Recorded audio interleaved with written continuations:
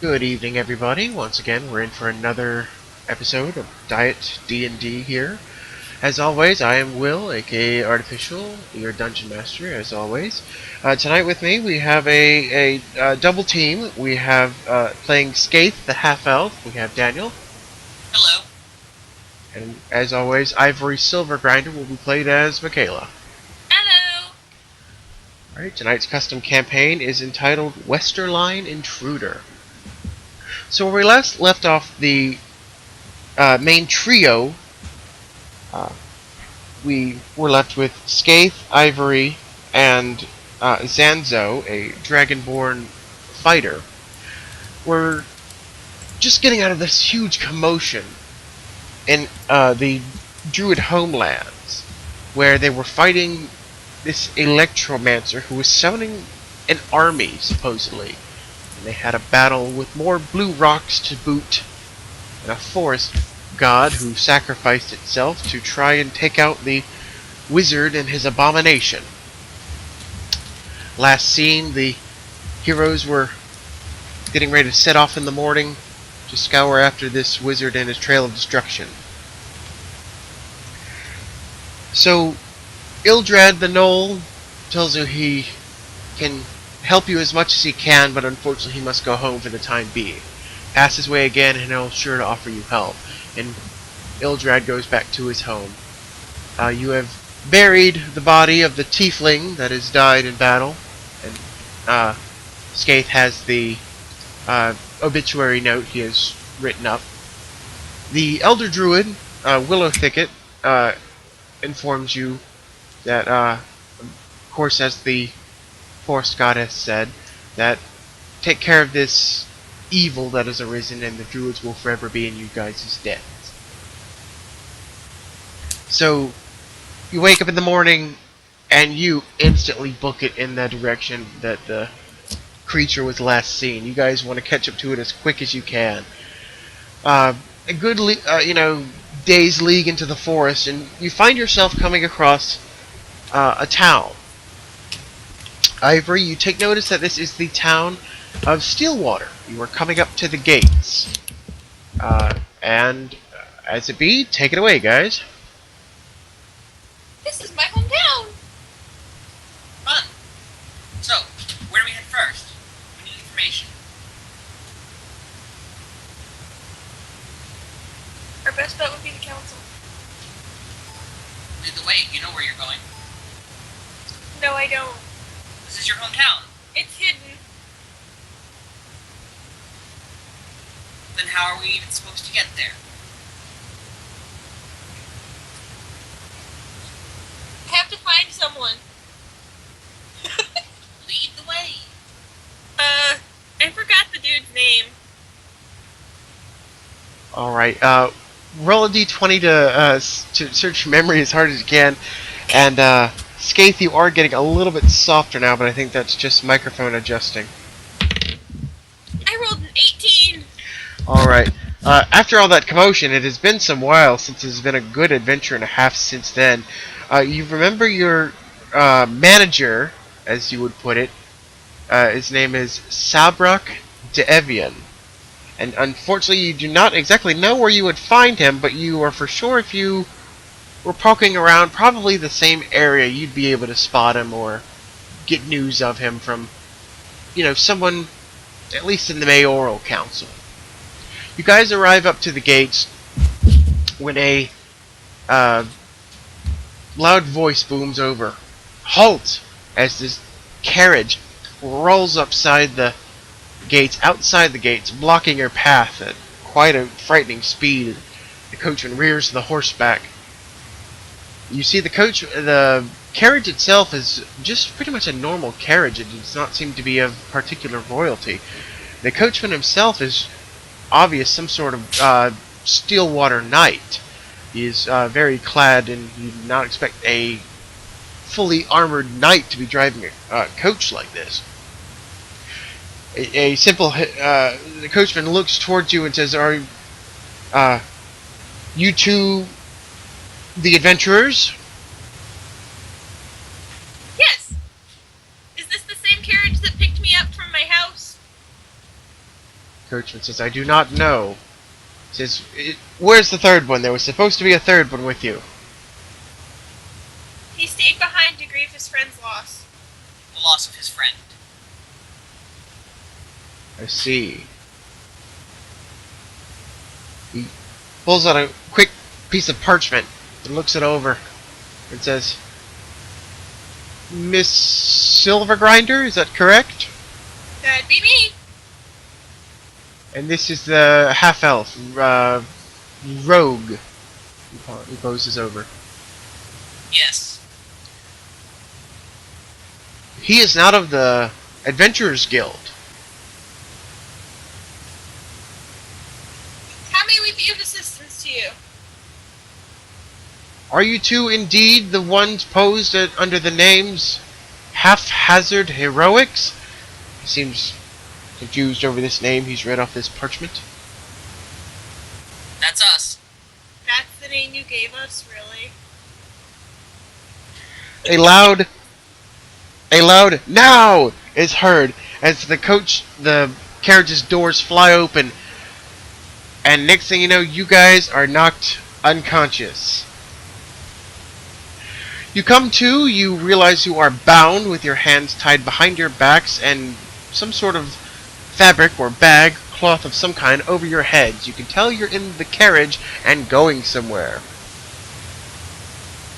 Would I be able to weasel out of the constraints?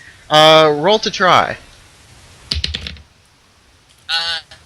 3. No. 3. No, you can't figure out what kind of knot they've tied, especially since it's behind your back and you're blind at the moment.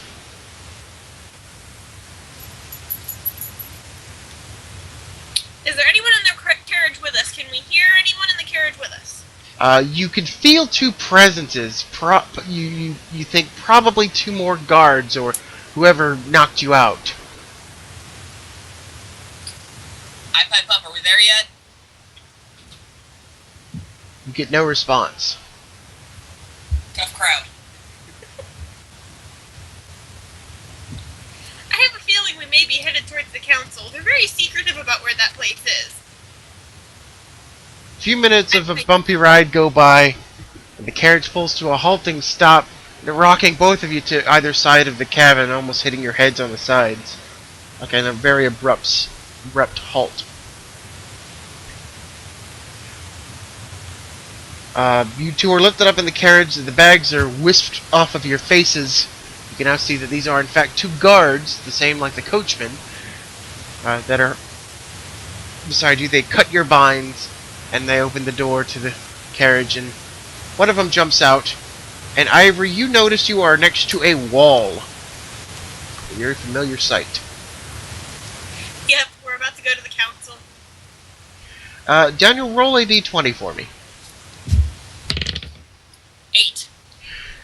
Okay. Do you think It's you a would wall. Yes. Do you think you're very intelligible about politics? No.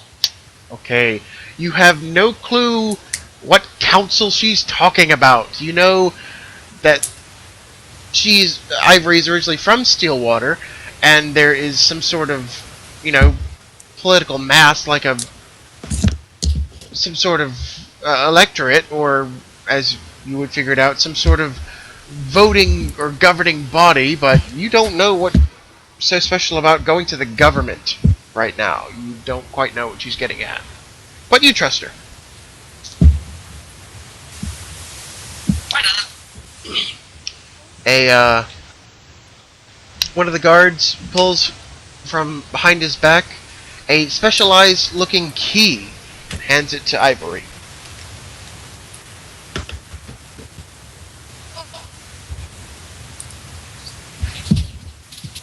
I don't know where this thing goes. I've never been allowed to access it myself before. You hear a loud "Ugh!" as from around a corner, none other than Sabric de Evian reveals himself, hands in his pockets, looking very disgruntled and disappointed. A lot of microphone adjusting. My apologies. No problem. Can Ivory still hear? Yes. Okay, now she sounds in the background. That's no problem. Skaith, roll a d20 for me. 12. Alright, you instantly see a drow come around the corner. He is decked out in some magical looking armor with a predominant red gemstone. This is very unlike, and you are taken aback, as drows don't have the best of reputations, and it's just like saying you get out of your car to go to work, and a freaking minotaur pounces around the corner. It's something you really didn't expect, and are probably about to fight, you think. Roll intelligence for me. 16. Okay. First off, what would you like to do? There is a drow in front of you out of nowhere. I'm gonna at least get, subtly put my hand on that chain dagger.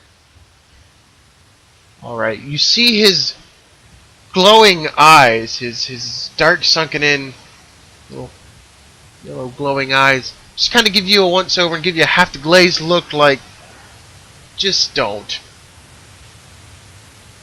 Dude, he's safe. Drop it. Roll intelligence for me one more time.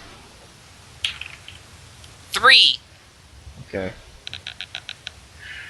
You're not one for legends, but Ivory has filled you in, since then, well in the past, that this drow is a drow of legend, the drow of destruction, known as Sabrak De'Evian. He is essentially a drow gone good, known throughout legend as a drow who was slayer of beasts with his magical broadsword, which would explode upon impact, and notably said with his familiar of a blue electrical dragon. So now you kind of remember, oh, this is that drow guy she spoke of, but you were not as he's that guy. You were not as starstruck as she was, but you do know he means well, and he is a veteran beyond veterans, as you can probably assume. Cool. Sabrak looks at you and says, sorry about all that theatrics. Lyles really doesn't trust a lot of people, as you can expect. He looks at the dwarf and says, come on, use your memory. Door's right here. Use your key.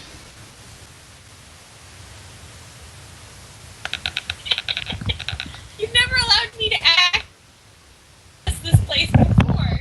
You've always been the one with the key. It's a key. It goes in the lock, opens the door. It's not that complicated. Okay, I'm gonna poke around and see if I can figure out where the lock is to put the key in. You haphazardly poke this key at this blank wall surface you have sandwiched between the carriage and the wall, and just first glance, nothing strikes you odd, nothing strikes out of the ordinary, but your first little just haphazard jab at this wall, the key goes into the wall. Phases halfway through it. I turn? You turn it, a Skaith, before your eyes, a magical door appears with rune inscriptions. The door opens, and inside you see this magnificent council room, this circular room with glorious, luxurious statues, very shimmering walls. Looks like everything's cut out of precious stones. And the place is lots of seating for matters of all kinds, but you do not see many people in here. It is very, very empty, other than maybe about a handful, maybe 7 or 8 people. Drow says, come on, we don't have all day. Puts a hand on your shoulder, Skaith, as he kind of ushers you both in. So that's where all the tax dollars go. Invisible doors. I look at Skaith. Don't even think about trying to take anything, and pickpocketing him is highly frowned upon. I'll wait till he's drunk. You two enter the room. Skaith closes the door and locks behind you. Skaith, as you enter, you see 2 figures take notice of you in the center of the room. This little halfling and a female sorceress. Take a gander. You hear the sorceress chime up, oh yes, Miss Silvergrinder, please, this way. Alright! Oh yes, yes, it is lovely to see you again. Didn't really expect you to coming back to Stillwater so soon. What have you been up to? She questions. I went on a nice adventure with my friend here.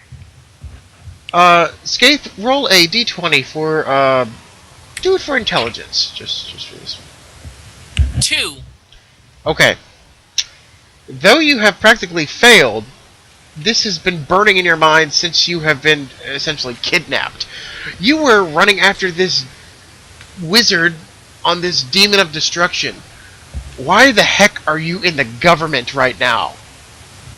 So you feel, if anything, this is a darn well good time to pose that you probably need to be doing something else than standing right here.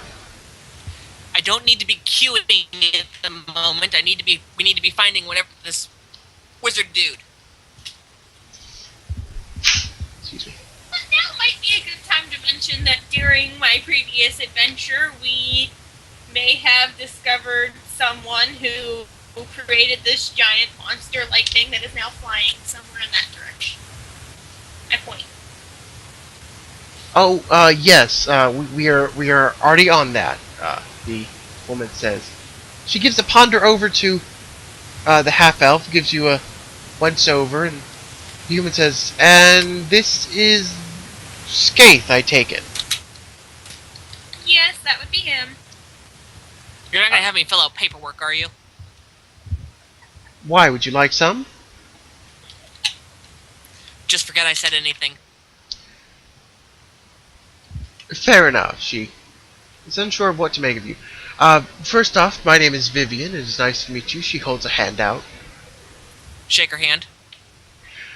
Yes, this is the, Council of Stillwater. Sorry for the theatrics there. Lyle's very secretive when it comes to this place. We are essentially an organization within an organization. There is the normal mayoral governing body of Stillwater that takes care of all the normal needs. And then we have the council here that takes care of all the, well, darker and deeper needs. Sabric, as you've met here, is the head organizer of the Stillwater Adventurers Guild, to which Miss Silvergrinder here is a proud member. I smile smugly. Maybe one day we could hope for you to join us, but unfortunately that is not why we're here at the moment. Skaith, you feel someone pushing you aside. Like trying to get around you. But they're very weak. I look around. Like, what is that? You see nothing, but you feel you feel pressure about your waist height trying to, like, move you from your stance, but you aren't budging. I look down. There is a half-elf with about 1,000,000 scrolls in his hand trying to push you aside. You are pretty sure he cannot see you. I just step aside. Like, next time, why don't you say something instead of pushing at me? The halfling goes over to the desk, dumps the bazillion scrolls. They go everywhere. Some of them off the desk, start rolling across the floor. The sorceress looks over. Lyle, Miss Silvergrinder is here.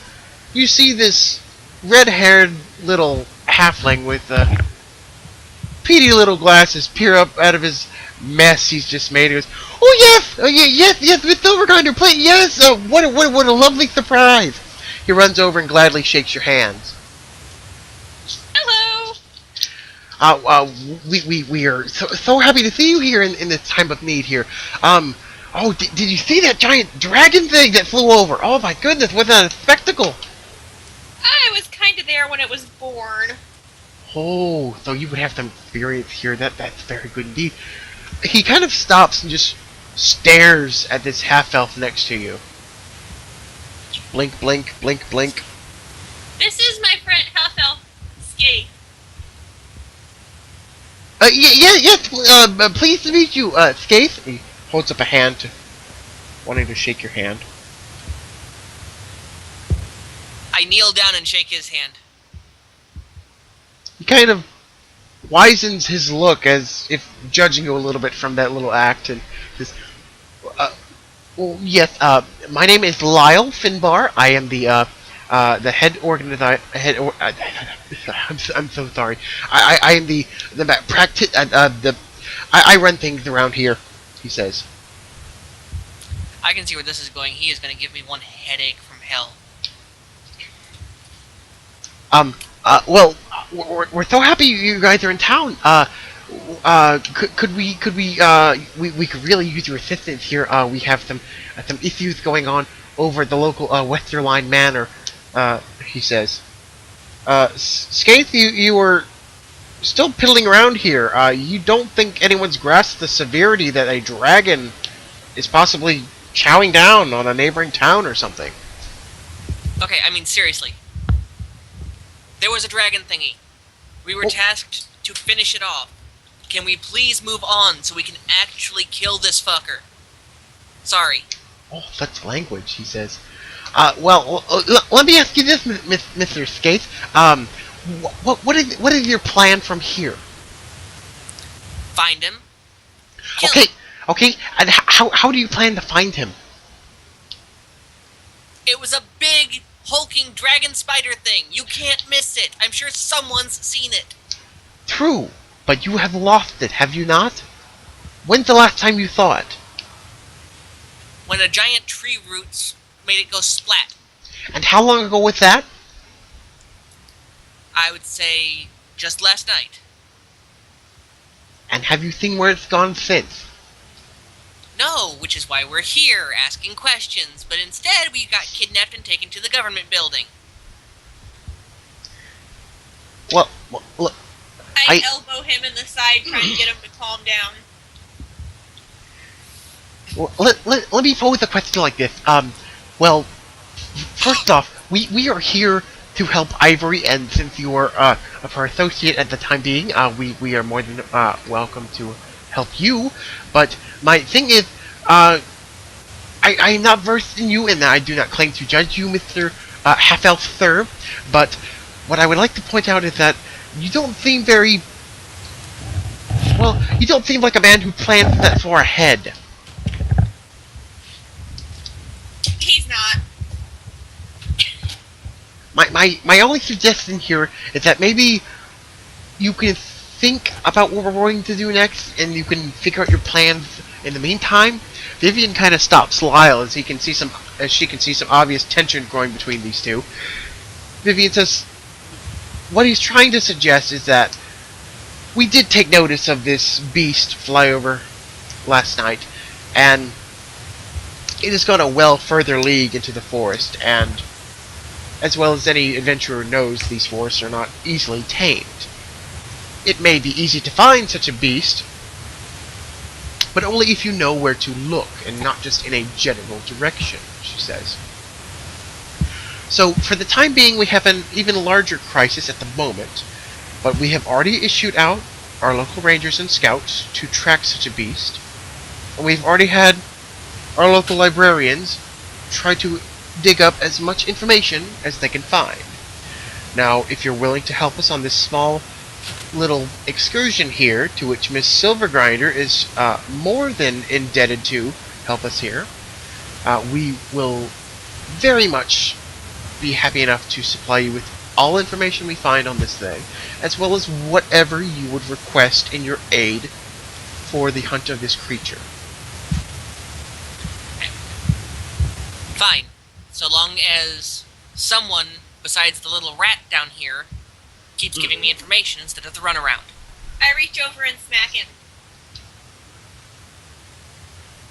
I really don't want to be a thorn in your side, Mr. Skaith, but I don't really think you want to be pulling cards that you can't back up here. I mean, you wouldn't be going around poking this kind of language around a king now, would you? To be perfectly honest, no, I wouldn't. But I don't see one around here. Skaith, behave. I just shut up. Lyle kind of storms off back to his desk, kind of grumbling to himself. Vivian says, Sorry, well, Lyle.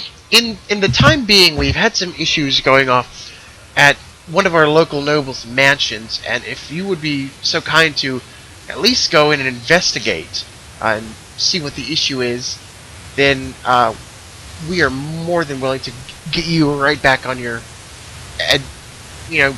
current adventure. She says. All right, I've got this. I can make him one account. There'll be treasure. Well, I'm sure there'll be a good reward in it. Excuse me. In the meantime, and as well as we will, of course, provide you with whatever you would need, possibly, for your hunting excursion in the future, be it money or weapons or what have you. If you don't need anything else, then Mr. Devian here will fill the rest in as you guys are on your way, I suppose. The sooner the better. And I say under my breath, smug rat. All right, Mr. Lyle. I'm sorry for my friend here. He says, that's no problem, my dear. We meet all sorts of people every day, and not all of them can be the epitome of what you expect a loyal customer to be. Not to say you're not loyal, Mr. Skate. And he says, but on an act of good faith here, as usual, I will permit you the use of these runes. Ivory, I believe you are well versed in these runes here. Hands both of you 2 little green glowing runes about the size of your palm. I'm gonna be mean, and I'm not gonna tell Skates what they do. To which Lyle says, well, if I guess that that's up to you. I guess are you trying to prove he's some sort of very adaptive adventurer in the field as well, or? No, I'm just trying to be mean to him. Oh, I see. Basically, you can summon weapons with it. Sounds like fun to me. Yes. Be it mean or not, Lyle says, Mr. Skate, these magical runes here have a predetermined amount of magical weaponry in them, and at any point you can summon this weapon for any aid you would need, and it would it's pretty much like a one-time hit weapon, and it will disappear, and you can summon another one as soon as it's gone. Now,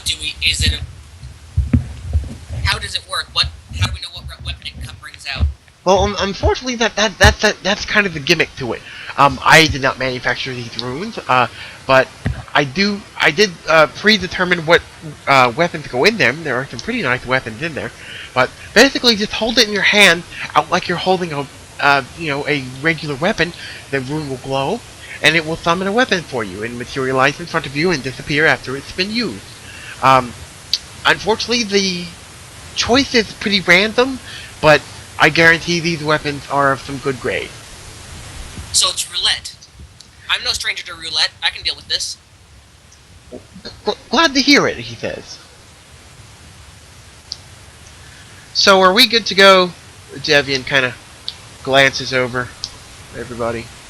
I'm good. Yes, Mr. Devian, you can take our 2 adventurers here and continue on the task at hand.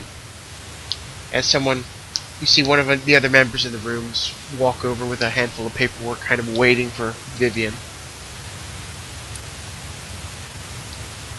No longer than that, the drow escorts you out of the door and locks it behind you. Skaith, you notice that the door has disappeared and you are now in the streets of Stillwater. So, a guy who does not like the boss. My kind of guy. I'm just sorry that I couldn't measure up to his expectations. Oh, shut up. Don't even start. Oh, but I will tell you, he's pretty good at small talk. Kind of gives you a half grin. You get a very mellow vibe from this drow, you see. The drow says, look, he clears his throat.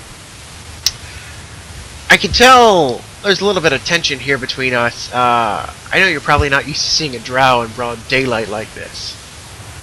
Yeah, kinda threw me for a loop.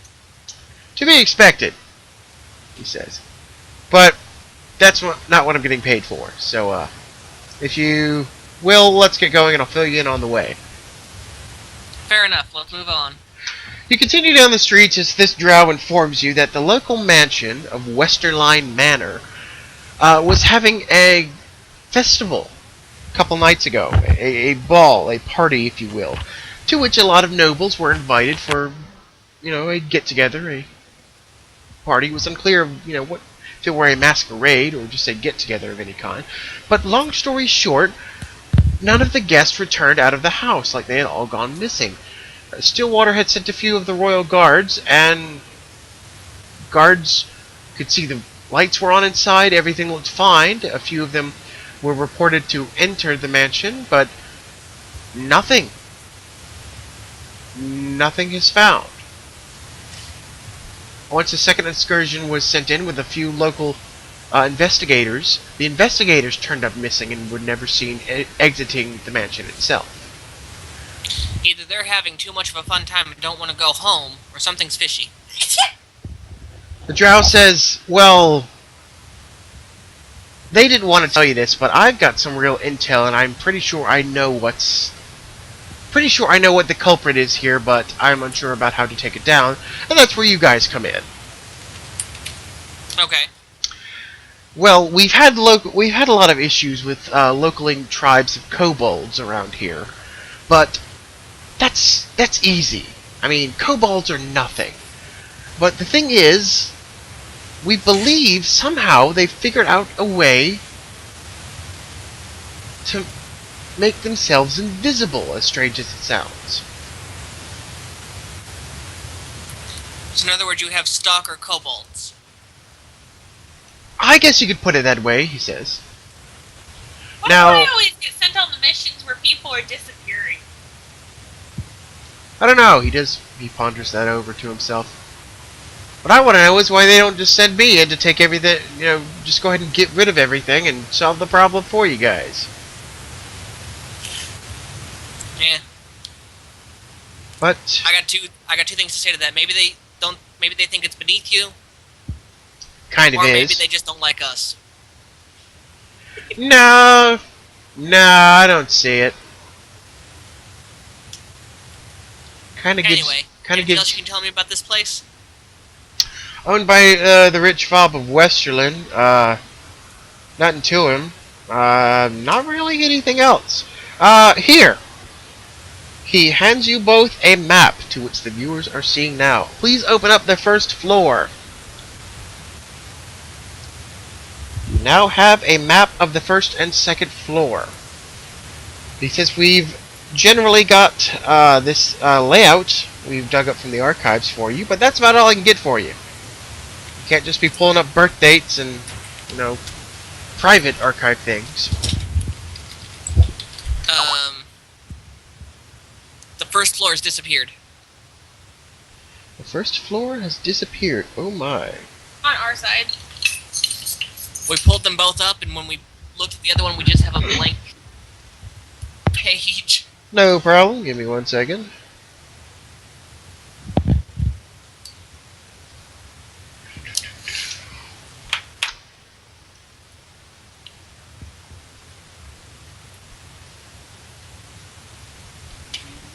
Try that.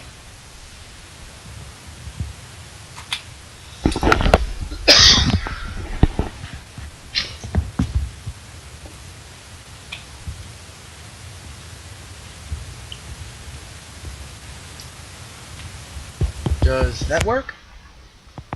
Hold on.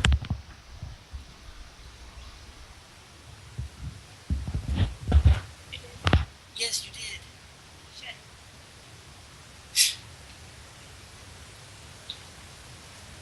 After this, can you let me handle the files, please? You give a glance over to these printouts that that have been scrawled on these blueprinted papers. They seem very straightforward. Rooms with hallways connecting. Nothing looks undecipherable. Okay. Do we finally have it? We have one. Yeah, we've got the first floor. And you need the second floor once more. Yeah. Please. No problem. Here we are.